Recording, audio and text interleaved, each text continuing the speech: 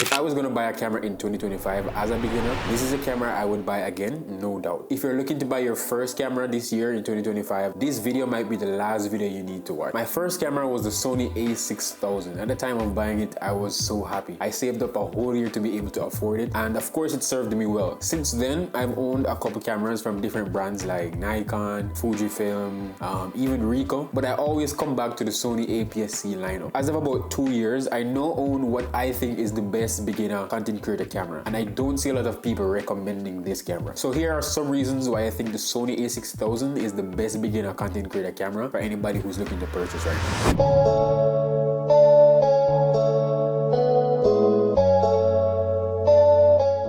So just to let you guys know, this won't be the most in-depth review on this camera. However, the Sony a6000 does shoot 26 megapixel photos, which is great for posting on any platform that you share images on, Instagram, Twitter. It has an APS-C CMOS sensor. Of course, it's not full frame, but you still get really great image quality from the sensor. It shoots 4K up to 60 frames per second in 10-bit 422, so you're getting all that color, and of course, S-Log3. It has IBIS, and the autofocus performs really well. Of course, it's a Sony, so that is expected. It does also comes with a flip out screen, which is great for vlogging and talking headshots like this. I'm currently even using the flip out screen to record this video. Now we're going to get into some other reasons why I think the Sony a6000 is very good for beginners. So my first reason on the list is, paired with the right lenses, the Sony a6000 is really good in low light conditions. Lenses like the Sigma Trio, the 16 or the 30 or the 56, which all go down to 1.4 aperture, open up really wide and let in a lot of light, and the Sony a6000, which also shoots at two native ISOs, ISO 800 and 2500, makes it great for low light conditions. So my second reason is the amount of lens options you are exposed to in the APS-C lineup. Viltrox is going crazy now with a lot of budget friendly options. They even have lenses under $200 competing with the likes of Sony and Sigma, so there's a lot of options. And of course, my favorite lenses for the APS-C lineup is the Sigma Trio, the 16, the 56 and the 30. I actually own two of those lenses. I'm using the 16 1.4 right now. As you can see, the image quality is great paired with this camera. I also think the 30 1.4 is one of the sharpest lenses I've ever used. It's always on point and the autofocus is always great as well. And of course, there are other options from Tamron, 7 Artisans, TT Artisans, and as you guys know, having good glass is really important. So yeah, my second reason, the amount of lens options you have available for this lineup. Now my third reason is the fact that this camera is so small and compact. You can kit it out to have either a big rig or you can kit it out to be very small and lightweight. Me personally, when I'm out vlogging, I use the Sony 11mm, which is a small lens, and that paired with my tripod is everything I need to make good videos, and that setup is very light and easy to carry around. On the flip side, you can still kit it out and turn it into a big cinema rig if you like as well. Now segueing into my fourth reason is the fact that you can grow with this camera. If you purchase this camera with just the kit lens, it's still a good option to do a lot of work. You can do vlogs, you can shoot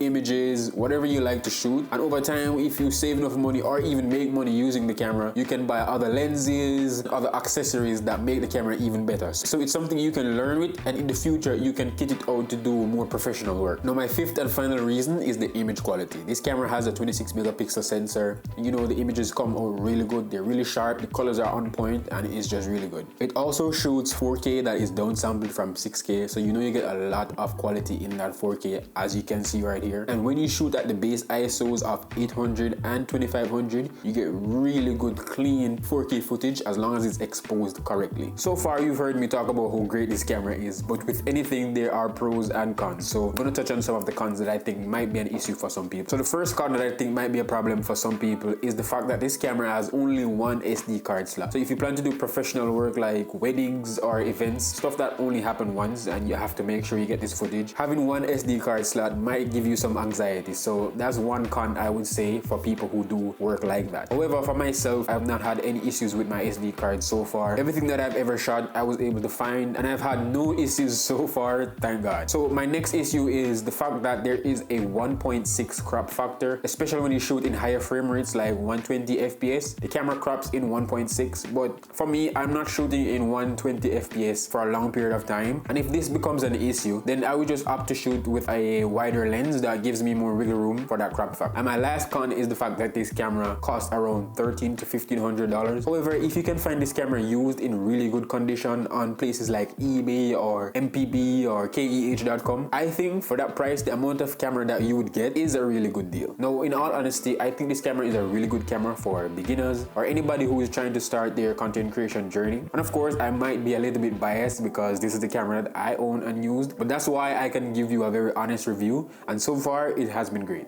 However, the best camera to use is the one that you already own. So if you're starting your content creation journey or photography or videography, start now and eventually you get the tools that you want to use. But if you're looking for a sign to purchase a camera, the Sony a6000 is highly recommended, and this is your sign. Anyways, if you guys like this video or learned something from this video, don't hesitate to drop a like and subscribe as well for more videos like this one, and I'll see you guys in the next one. Peace.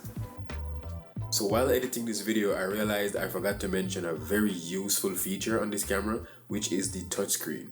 In combination with the flip out screen, I use the touchscreen a lot to set up my shots and change my settings. And especially as a solo creator, this is very useful. I use the touchscreen all the time. It's super fast and intuitive, and it helps me to get the job done quickly. So apart from this camera being a very beginner friendly camera, like I mentioned multiple times in this video, and I still believe that, there's also the question of who is this camera for? So my answer to that is, if you're someone who's trying to make videos and photos at a very high level and your budget is about $2,000, for sub $2,000 you could get the camera and a great lens and start crushing it. So that's all for this video. I really appreciate you watching this video and making it this far especially.